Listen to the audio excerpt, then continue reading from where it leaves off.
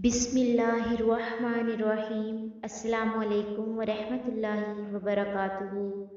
जब खैबर फतह हुआ तो एक यहूदिया औरत ने नबी करीम सल्लल्लाहु अलैहि वसल्लम के लिए खाना भिजवाया जिसमें जहर था। अल्लाह के नबी ने एक ही लुक़मा मुंह में डाला कि फ़ौरन पहचान लिया, लेकिन जहर ने अपना असर कर दिया। यहूदिया औरत को पकड़ा गया और इसने अपना जुर्म तस्लीम भी कर लिया, लेकिन इसने माफ़ी मांग ली।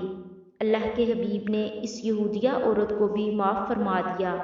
जब मक्का फतह हुआ तो अब्बू जहल के बेटे अकरमा को बहुत डर था कि मेरे वालिद ने मुसलमानों के साथ जो कुछ किया अब इसका खमियाजा मुझे भुगतना पड़ेगा।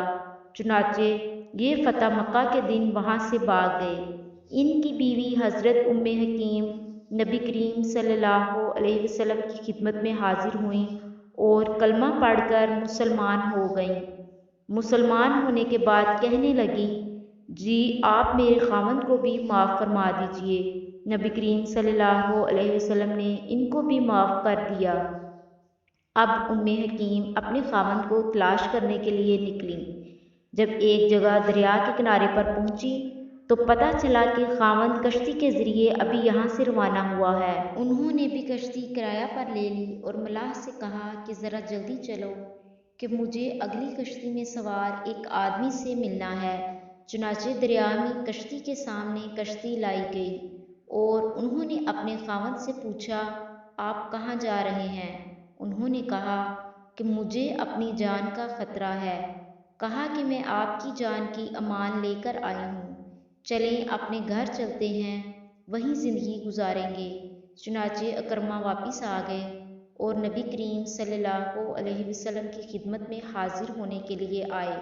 अभी दूर ही थे कि एक सहाबी आप सल्लल्लाहु अलैहि वसल्लम की खिदमत में हाजिर हुए कि आप सल्लल्लाहु अलैहि वसल्लम को बताएं कि अबू जहल का बेटा आया है। वो इतना बड़ा दुश्मन है कि नबी करीम सल्लल्लाहु अलैहि वसल्लम लेटे हुए थे।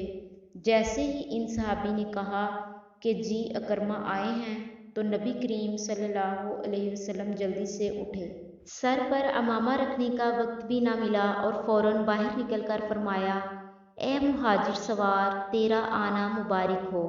अबू जहल वही था जिसने नबी करीम सल्लल्लाहु अलैहि वसल्लम को शहीद करने की प्लानिंग की थी।